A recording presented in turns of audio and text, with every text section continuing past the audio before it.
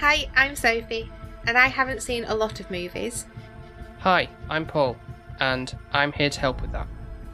And we are SP Film Viewers.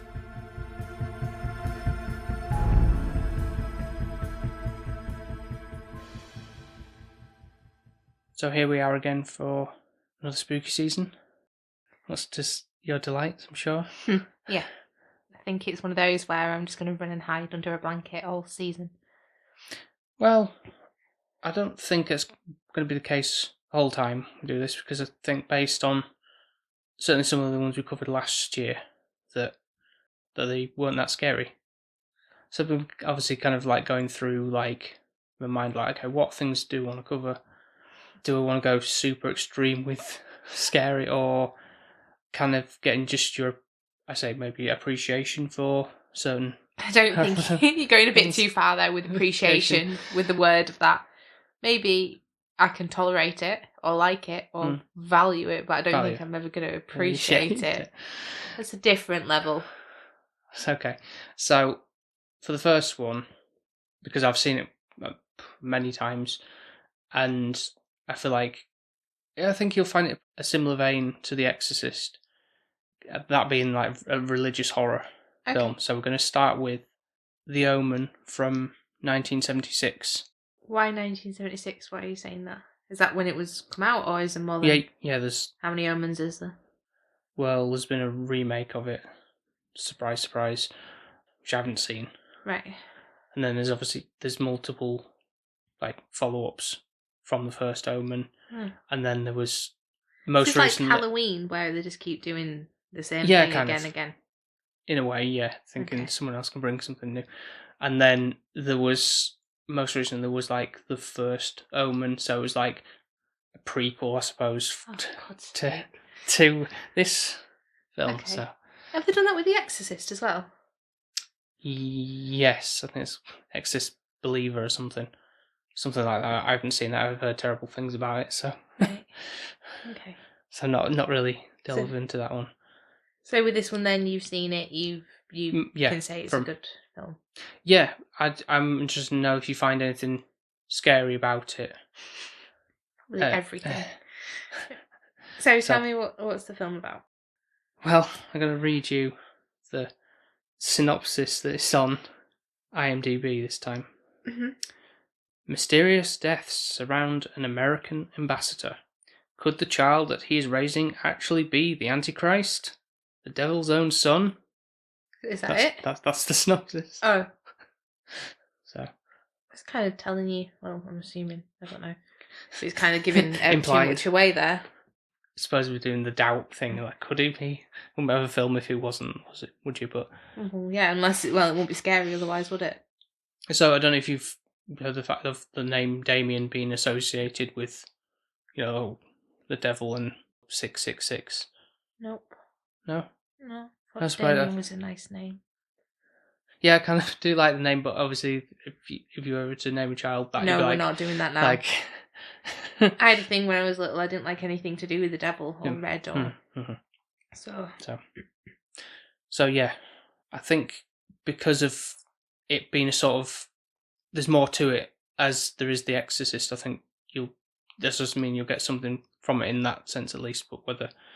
and sort of the appreciation of how it's done, maybe, I don't that's to be determined, obviously, because it's being an old film, you might be like, whatever, but I don't know, so we'll see.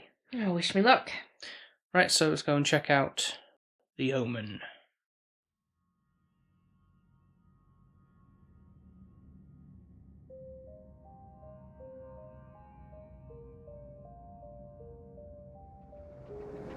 I'm here because you said my wife is in danger.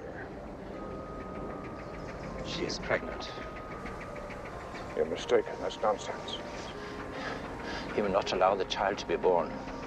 He will kill it while it slumbers in the womb. What in God's name are you talking about? Your son, Mr. Thorne. The son of the devil. He will kill the unborn child. Then he will kill your wife. And when he is certain to inherit all that is yours, then, Mr. Thorne, he will kill you. That's enough. And with your wealth and power, he will establish his counterfeit kingdom here on Earth, receiving his power directly from Satan.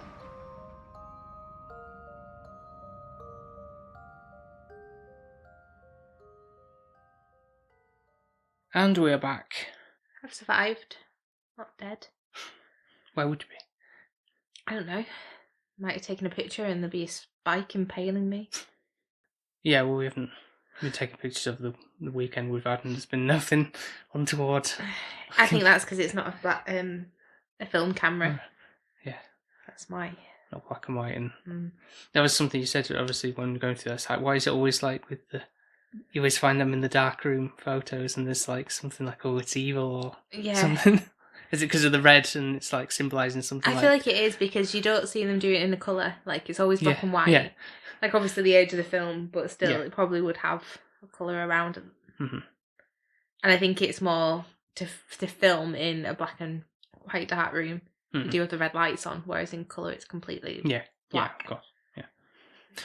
So what do you think then overall, like from... I don't hate it. I'm not absolutely petrified. Right, yeah, no, I didn't think you would be, to be fair, if you got Obviously, through The Exorcist. The boy is a bit creepy.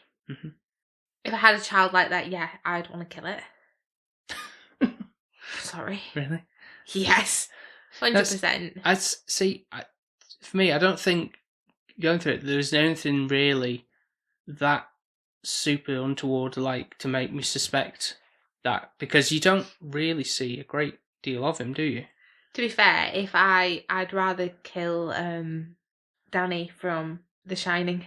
What? When he's doing the red room, he'd have his head off at that right, point. okay. He would literally, I'd have killed him there and then. Not gonna lie. Smack his head against him. Mm-hmm. Shut up. He'd be dead. Yeah. If my child walks in and says red room at me, he'd be dead. 100%. That's how scary I get with it. I don't know. I think it's with a child. It makes it... Takes the innocence of it and then like twists it, you mean? Yeah, and I think it's worse because it's like it's a possession, because like a normal child wouldn't do that because it is innocent, it is naive. Pure. Yeah. So it makes it freakier when something like that happens. Mm-hmm. Does it mean I was completely scared throughout? Not really. There's a couple of the way the deaths happen, which are a little bit dated now and a bit laughable from... Go, for example? The photographer, the way that he gets his head chopped off by that like van coming back and then the glass impales his like full head like a slicer. Uh-huh. That one like was... a health and safety video gone wrong. Yeah, that was quite funny. Even like the bishop trying to get into the church and the lightning striking the gate and everything, and the tree branch.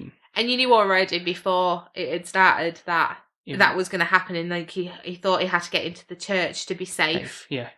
So a lot of it from watching it now isn't as scary, like you're saying, like The Exorcist. It's not. It's more of a story. You do get an in-depth story of the family. Yeah. You understand the characters. You understand why they feel like they're losing the marbles, and it kind of gives you that cohesive story that I appreciate. Mm-hmm. Yeah. Is it because of its time? Like back then, that would have been horrific. Is it now I think it's always... It seems like with anything that's to do with religious horror, it always comes across... Certainly back then, it would be as shocking because, how dare you like blaspheme against like, thing and talk about the devil and stuff, and that's what would really be quite shocking. Whereas, like I say, you might look at this now with a more modern lens and be like, that's pretty laughable. It doesn't come across as strong or terrifying, because even like when you say that the priest gets impaled, because the way that they angle it, which is kind of good in the way that they do it, because it's just how he stands in, and it doesn't actually show it actually going through him. It's just obviously because he's wearing black and it's shadowed to look like the poles that's gone through him is black. So the way he stands and then goes like, so his head drops and everything. He's not really impaled. It's just how he's standing at that point. So it's not even like that. It's not even that gory. No. The most gory thing would be the head locked off by the glass. Yeah. Really.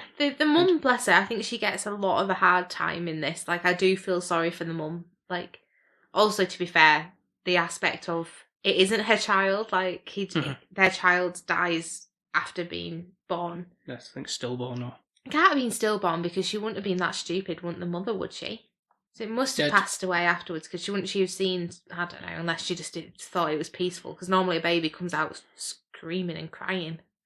Depends on what we don't really see that like from there, like what situation she was in to be true out of it and stuff. And she might be on a lot of medication. It's quite scary because it makes you think, well, crap, actually, you could give birth and you could get a child given and it could get mixed up because babies do look the same. Obviously, you've got different ethnicities. Yeah. But if it's the same ethnicity, I don't know.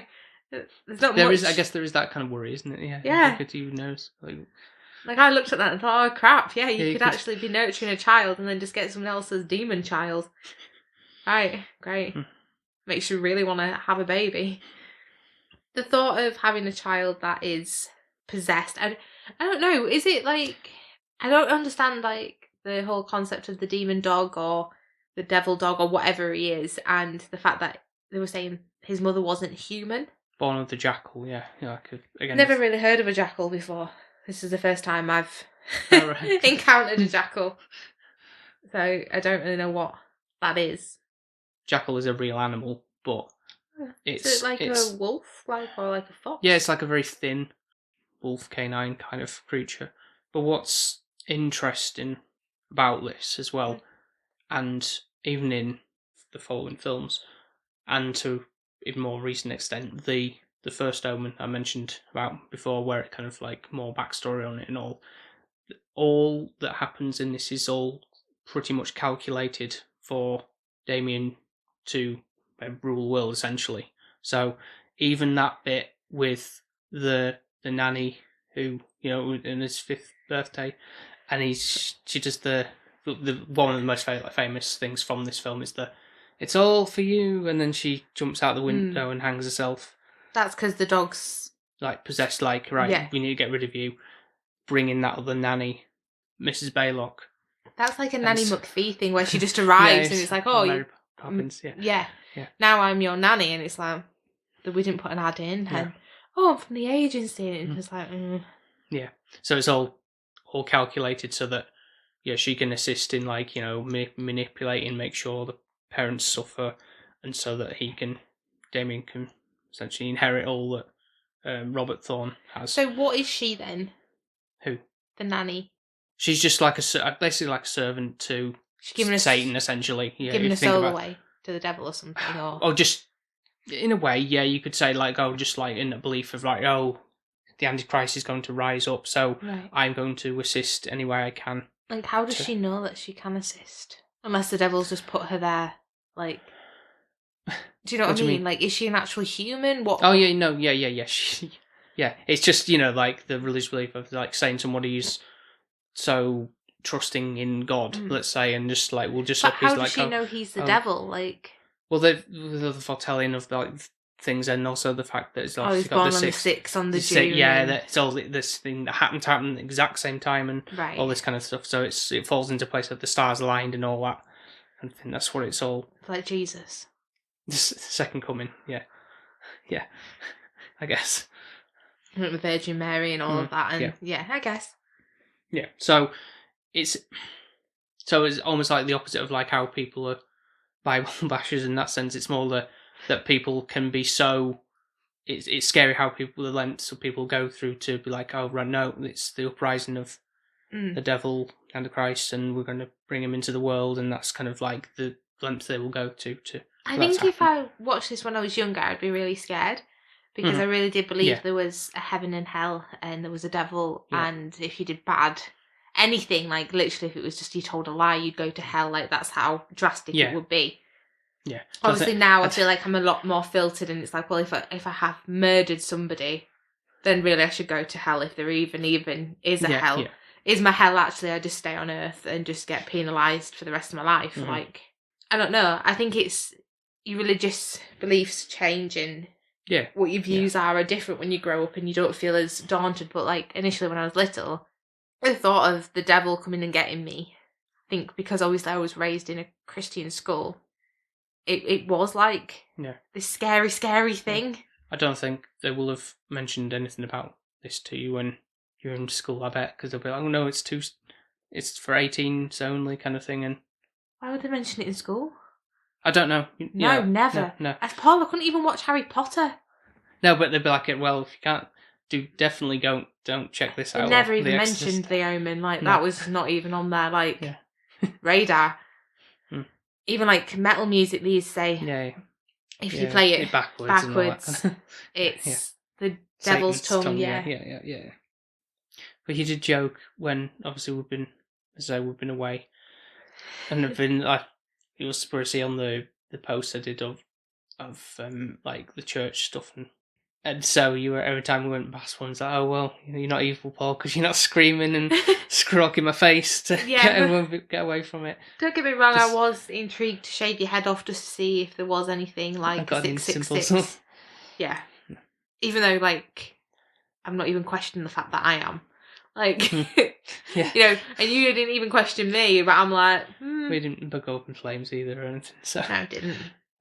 But it's tough to sound. There is a beauty of finding, like, maybe it's the architecture of, like, churches and stuff, but at the same time, I feel like because of, they have something that is kind of semi, I don't want to say sinister, but there's something about it that comes across as quite a scary thing, but I think it's by all that malevolent force, or just something that's beyond our control in the sense of, like, what it kind of suggests, if that makes sense. I think that's it for me. I think for me it's with the grave. Like, the tombstones in the graveyard, Yeah, the graveyards, that's the bit that freaks me out. Like, I symbolise a church, as morbid as it sounds, as with death. Mm-hmm.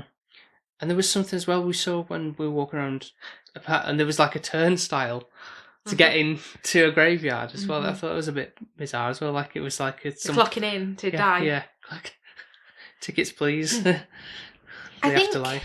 That's the thing. It's like how you want to view death, like, in a sense. And I think that's, like, it sounds morbid that I say I associate a church with death when beforehand, like, that would be weddings, and christenings, and now it's like I just see the tombstones.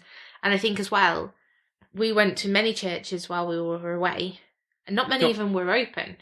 Yeah, like, by that we mean just, like, observing from the outside, not going into them. Prior, they would be open. Like, a church should be open to anybody to, like, do confessions and anything. You should be able to just go into a church, but obviously you have to have people running and manning a church, which back in this film, they would be really present. Like, there would be somebody always there.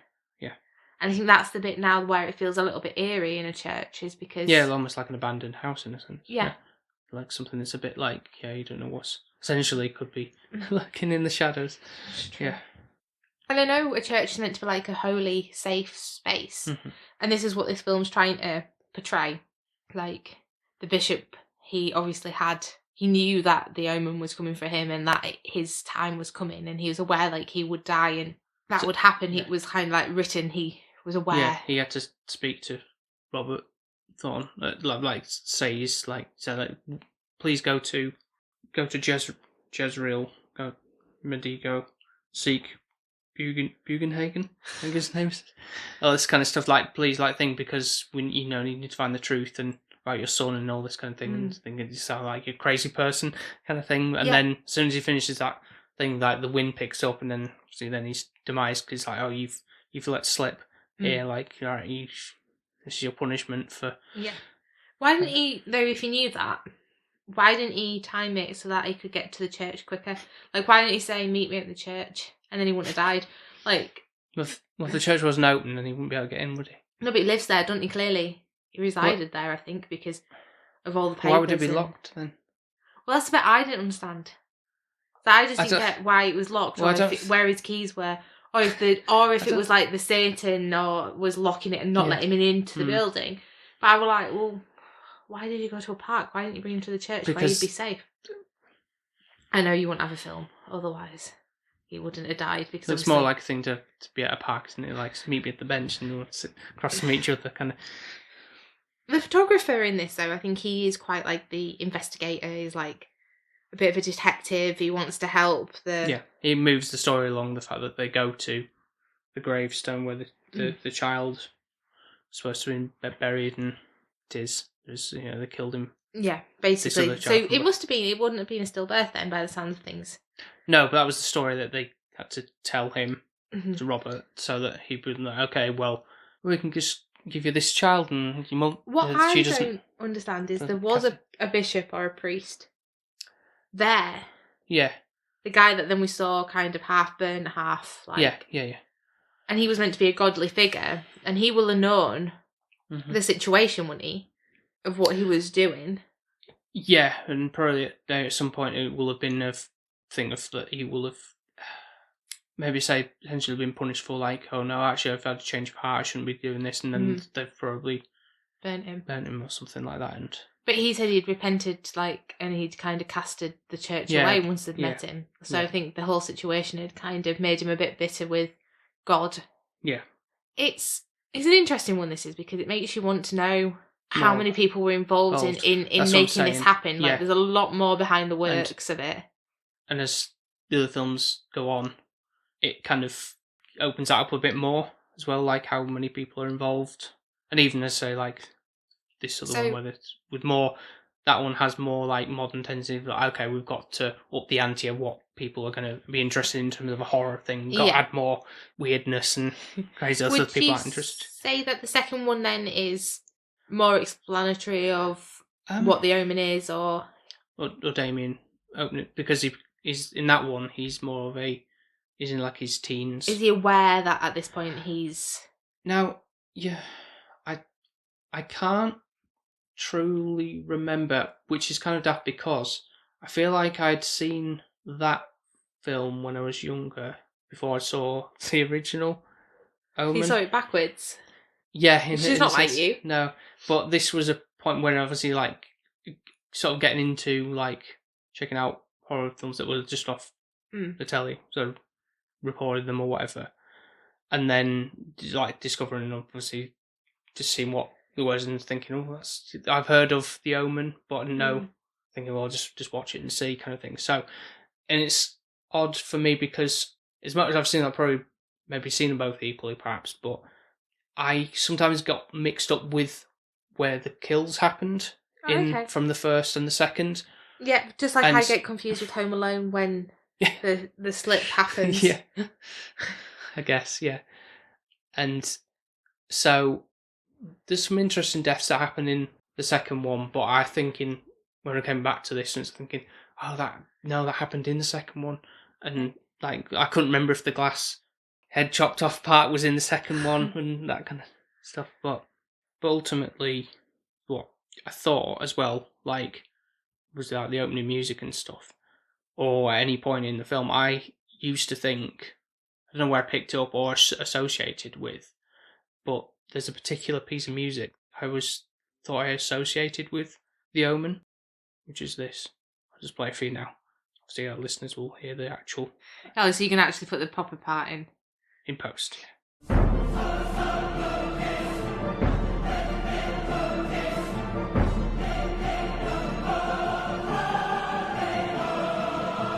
know it off something. What's that then? Did it used to be on The X Factor? Oh, yeah, I think it's like Britain's Got Talent and stuff, they do it as well. But like, why?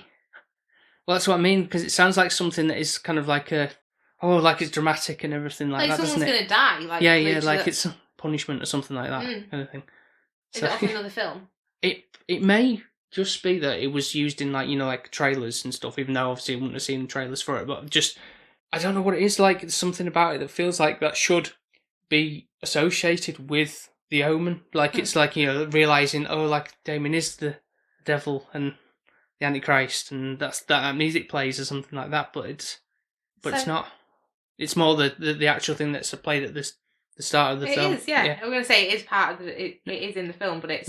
No, it's not. It's not in the film? No, it's not. Oh. It's just, it's something, it's that other, it's the other music that plays at the start, like the more... Right, I've got you. But you think that should be... Yeah, because that would feel... Yeah. Like more... But I literally just takes me back to watching X Factor. Like, when I was sat there, I was thinking... Sure. Like, who's going to be the next one? Yeah. Yeah. So good, grabs your attention kind of thing. 100%. which is maybe a punishment in itself. Going well, it doesn't exist anymore, does it? No, but it still would be applied to all those other games. Reality, yeah. Reality shows. But just one of those things that... It's weird how I know what that is. It's like one of those things where it's just out in... the zeitgeist of it, yeah.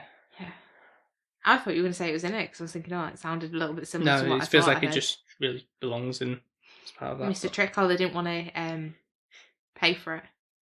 So ultimately, through all this, then it's basically comes down to the fact that the Devil's Child will rise from the world of politics, and because obviously Robert is like the American ambassador, and he's someday will eventually be president. That's the implication. So that's what the political rise to power, to have Damien in the White House essentially, and they'd be like, the ruler of the world. And not really, because there's a lot more world than just America.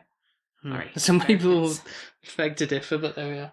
I think it's one of those where you kind of see the signs come in, so like more about Damien being a bit of a oddly child with... He doesn't get sick and all that kind of stuff. And taking him to church and the reaction like he's been burnt and absolutely frightened to death, and going to the zoo or the safari. Yeah, no. With the giraffes running away and the monkeys looking a bit fearful and then jumping on the car. Yeah. That must be petrifying if that happened. Have you ever been in like a safari park, then drive through thing like that? Have you?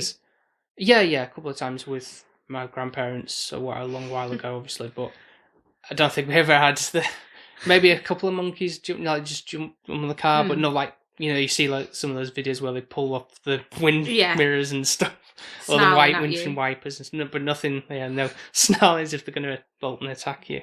Surprised the monkeys were really that savage, to be fair, but... Yeah, I think they pick those baboons, they can be quite aggressive looking. If it were just like some cute little...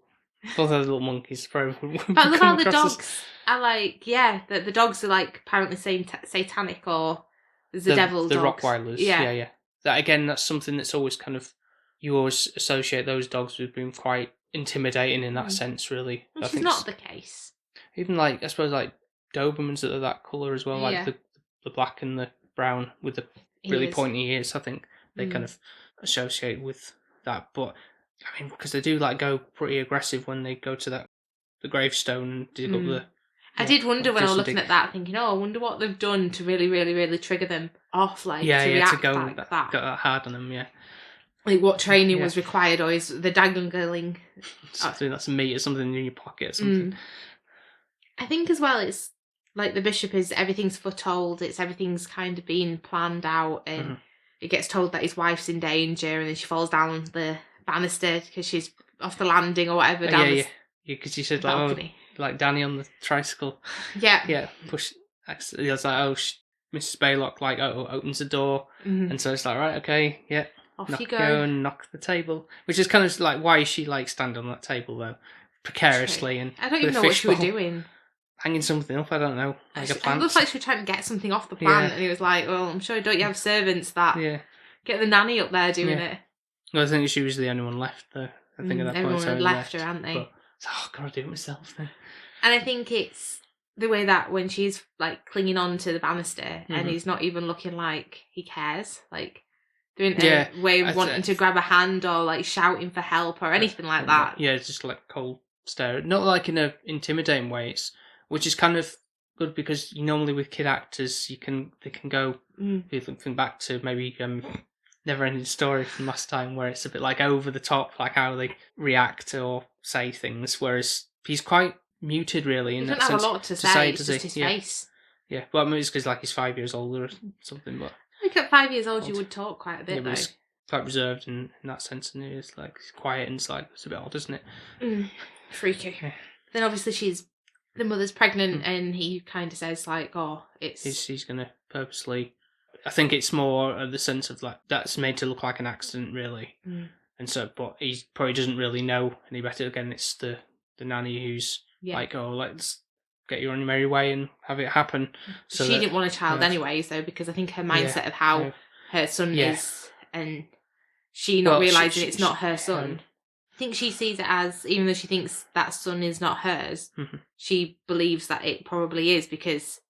Damien, initially she says like to a psychiatrist she don't think the son is hers, like Damien, she don't think he's like her child, but she don't have that connection with him. Right. But at the same time, when she does find out she's pregnant, she's scared that what if this one turns out like Damien and is bad, and she thinks he's out to get her. Like, she looks like she comes across as, like, psychotic. Like, she's kind of had a really bad case of, like, what's it called? Yeah, what's the term now? You've had your child and then it's sort of like postnatal depression. That's what it kind of appears, and obviously she's then thinking there's something wrong with her, that she's having to seek help and, like, she's the issue. And she thinks it's all in her head because it just sounds ridiculous what she's thinking, but actually everything she's thinking is right. But she ends up getting offed anyway in the end, again after the attempt, because the child dies from that height, internal bleeding. Yeah. And then she's like, Roberts is like, right, Kathy, get up and get up and go. He's like, really? Like, she's in the hospital with all bandaged up, and now she's going to really be... Because he's in Rome at that point when he's He's left her in the hospital. Yeah.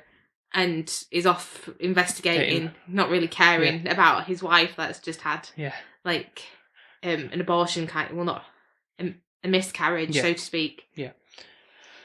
All bandaged up and bruised. He's like, right, I'll just go figure out what all this is about. If anything, he should have just left her where she was. I know the nanny comes in to snipe her off anyways. Yeah. Which I think you were a bit like, ooh, that was a bit like intimidated, like through the. It's like, oh, can you help me out with? Yeah. Whatever, and it's like through the veil, of like, oh, who's this shadowy figure coming to? That's the bit that scares me. Like, I always feel that feeling when you're having a shower, like especially if you had a shower curtain. I think it's a bit better now that we have the screen. The glass, yeah. Yeah, because like if it went all the way round and like somebody comes into the shower or into the bathroom and you hear the door, but you can't see them through the curtain. Yeah. It's just, I don't know, it just gives me the bit of the heebie-jeebies, whereas I'd rather see what's coming at me so I can be prepared, I guess. I'd rather know. It's like the Bates Hotel, isn't it? Where Psycho. Yeah. And so she's offed, and then it's up to Robert to then gets pushed out of a window. And it makes you wonder, like, do they think, oh, it was a murder, or do you think she's psychotic and she's just jumped? Like, you don't feel like there's much investigation into what's happened there. I think they've just gone, oh, well, she were having a bit of a screw loose. She just jumped. Like, that's what it felt like. No one really questioned or investigated the death of. And even, like, when Robert finds out that his wife's been killed. Yeah. He's like... He's saying his acting wasn't that strong. If that were you, Paul, he didn't even, like, shed a single tear. Like, it was like hands in his head, and that was about it. And then it was like right, okay, I need to go get my son and kill him now. That's how I interpreted it. You wanted him bawling his eyes out? Well, yeah, a little bit of, like, I know he's got stuff to do, but... yeah, it's like, important, man. Yeah. At least cry and, grieve for your wife. You don't get the chance, really, does he? Because he's axed off pretty swiftly after the fact as well. We're taking Damien to the church. Yeah. Well, obviously not before a scuffle with Mrs. Baylock, and she goes, like, crazy on stabbing him, and because he's like, sneaks into the room after locking the dog away. It's like, the dog that was supposed to have been taken away, but hasn't. Yeah. And so she goes, like, crazy, jumps on him, and I'm like, it's like, no, I'm going to try and be taking him away. And Damon's kicking and screaming as if he knows there's something wrong. And then, so the police chase him down. And I don't know how the police know to be looking out for him. Well, one of the bastards, like, when he's leaving, it's like, you got to check out or something. And it's like, hey, you're speeding off, kind of thing. And then from that, it's the chase down. So it seems a bit weird, like, no one's wrong, nothing. Like, saw you speeding, so we're going to go check what you're doing. And then it's obviously it does look pretty sus, doesn't it, when you're taking a child to the altar, essentially, on the steps of the church. With a knife. Inside, and then Damon's like, no, Daddy, don't do it, kind of thing. Like, it's the classic thing of, like, they're trying to make it seem like, give you a change of heart other than the matter of that, and let your guard down, essentially. And so for the cops, it's like, well, no, that looks like, why are you trying to kill a child? Yeah. So he obviously ends up getting shot, and then that leaves it then that Damien is essentially adopted by the current president of the States, and there's the very last shot is like Damien looking at the camera with like a wry smile. I just think it's all a bit sinister, and then it kind of, I'm surprised that they do this big funeral for them, like with the American flag and everything, with like what they've actually assumed in their head they've done, like, and I thought they wouldn't have provided that pomp and ceremony for them, like they'd have been banished or like cast aside in a sense because of how they both passed. Well, maybe not so much Kathy, but yeah, I think it's just because they are involved in all that political stuff, and it's like they have to do it. Feel like they have to do it that way and also to showcase the fact that like, oh right, it won't be long before Damien's going up in the ranks. Well, yeah. I did go to you once we'd done it. I was like, oh, so there's another then. Like, straight away once we'd finished. Well, yeah, as I said. Yeah. I was like, that makes sense, like, with how they've shoehorned it in, like, oh, well, he's now got a new parent and he's going to try and kill them until he becomes president. It's not how it works, though, in America, is it? It's not like ours where you're inherited by a bloodline, like, for a prime minister or... I mean, like, the royal family. Yeah. Essentially, you're the son of the... Which makes more sense, like... Yeah, I think so. So I don't really truly understand, because you still have to be elected, you still have to go through all... Unless back then you didn't have to, I don't know, but... Don't know, the whole American politics. It just makes you think, well, okay. Just because you're the son of doesn't mean you're going to get it, whereas if it was in England, then yes, you would. So yeah, I think that's pretty much everything to say. I don't know if you got anything else to bring up or... Good runtime, like, it didn't feel like, even though it was like 2 hours, I'm going to say, it didn't feel think... anything was unnecessary. Obviously, some of the way the deaths were quite comical to me. Right, yeah. Just because, obviously, I think it's done for a timepiece where that would have been quite shocking. Whereas I think nowadays it is... Yeah, I still... The way, editing comes into play on there, like the use of camera shots and things for that, I think it still holds an impact. Even like you said, that very first one with the she jumps off the balcony and smashes through the window, breaks her neck. That's still kind of like sticks with me. As I think of the Omen, I think of that scene in particular. I think of the photographer with how he gets his head sliced off. I do think it's similar to The Exorcist, where it's got your religious kind of story to it. It's not that scary. It's eerie, and you're intrigued, and there is a story that you want to follow, and you kind of feel for the parents. I think I get the same remorse for the parents as I do, like, Danny and Wendy in The Shining, where I'm, like, rooting for them because, you know, like, Jack is actually the bad one, but nobody can tell. Just the same with Damien, like, because he's a child, it's really easy to perceive that it's the parents that are the issue, not the child. I don't think I would be like, I'm never going to watch it again. I am intrigued to see what the second, unless you're going to go, oh, well, actually, Sophie, we are watching the second. No, we're not. I'm glad you said that. What, you mean for recording purposes? Yeah. No, but I think I'd just be more intrigued off our own back, maybe just over October, if we get a chance to do so. It'd be like, just to get your sort of general opinion, because I think you'd probably find similar as you may feel about this one, and you can maybe see like how the story unfolds a little bit more. The third one, I've only seen the once, but I wasn't particularly fond of how that... There were certain things in that I really didn't like, but that's just a me thing. So, and I don't know, like, certainly you'd probably find the first Omen a lot scarier than you would... Which is stupid, isn't it, technically? Because, like I say, you've got to have those modern sensibilities to keep it interesting for people. Even though it's, like, actually a prequel. Really it should be... So the effects and all that kind of stuff are a bit more... So tamed, because this should be the first story we get, not waited 30-odd years or whatever it is to really do it. Well, I want to gauge that you'd probably... You find more enjoyment from this than you would, say, when we covered The Wicker Man. 100%. Yeah, 100%. I think you do get a sense of intriguedness with this. You want to understand how Damien is Damien. Yeah. You want to get to understand what truly like the how it all interlinks. Who's part of the bigger picture, because there's a lot more behind the scene that we're not seeing. Yeah. There's a lot where you can speculate and think, oh well, this person's bad actually, and this has happened because of this. Yeah.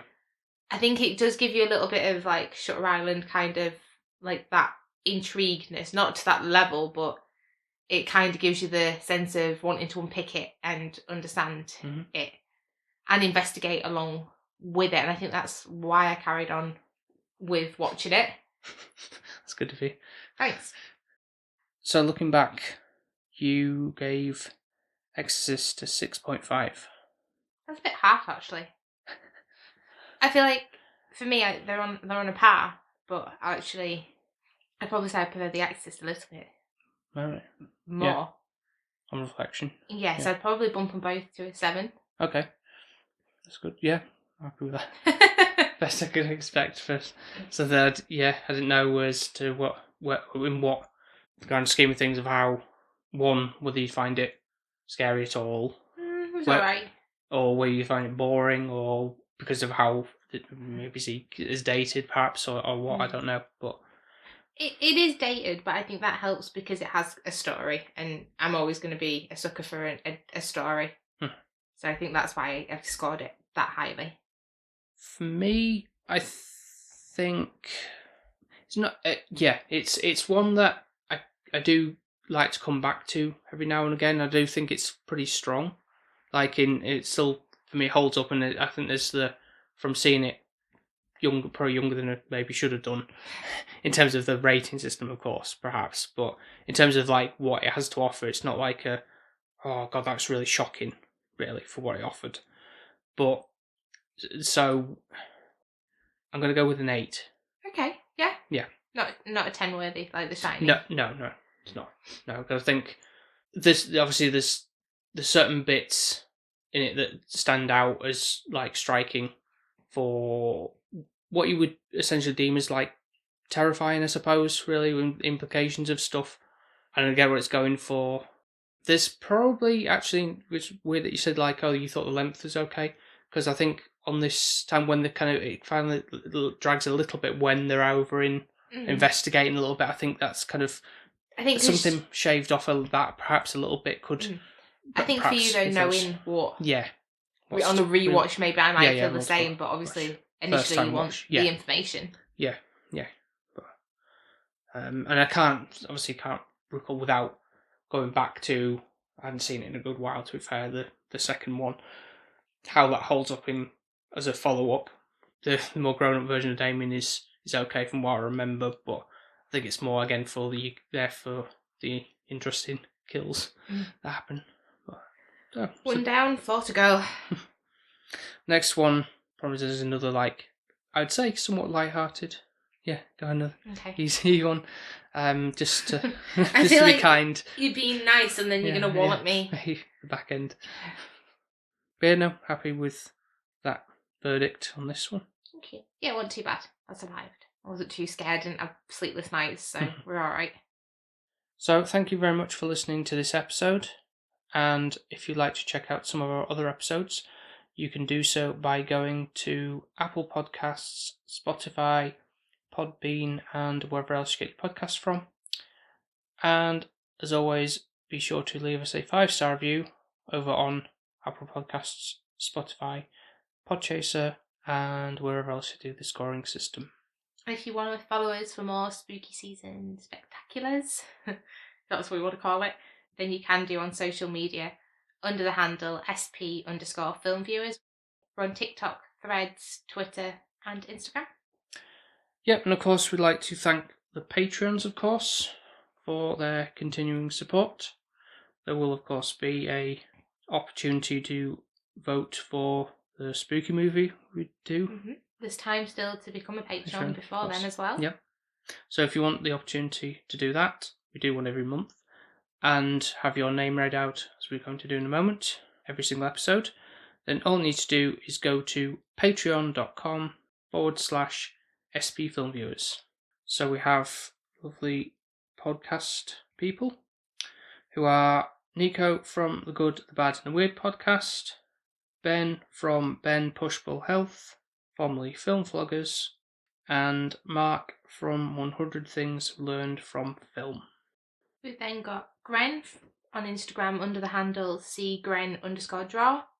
We've then also got Emma and Jonesy on Instagram under the handle weightlossjonesy and m_Hayton. And we've also got Alex and Shani, who are desperately seeking username and SDOG on Instagram. And of course, your mum. Yep. So if you do want to become part of his family, it costs £1 or $1.50. And I think we've got a link tree or something on his page that you can follow to find the links and everything. Yep. So that would be appreciated, of course. If any support on the shows was welcomed. 100%. And to grow his family and help with this scoring, since last time for my birthday special, we were a bit of a tie. So there we have it. First spooky episode of 2024 done. Woo! 4 more to go. 4 more to go. Yeah. Yeah. And at the end of the month, we've got a special guest joining us for one of them. So, look, not done that in a while. I'm scared now you're saying that with special guest, and I'm like, oh, this is going to be a biggie. Yeah. This is going to be one that I'm going to pat my pants probably. Maybe not. I don't know. Well, I surprise myself sometimes. Yeah. Be interesting. So, thank you very much for listening once again, and we'll speak to you next time. Speak to you next time. Bye. Bye. Bye. Bye. Bye.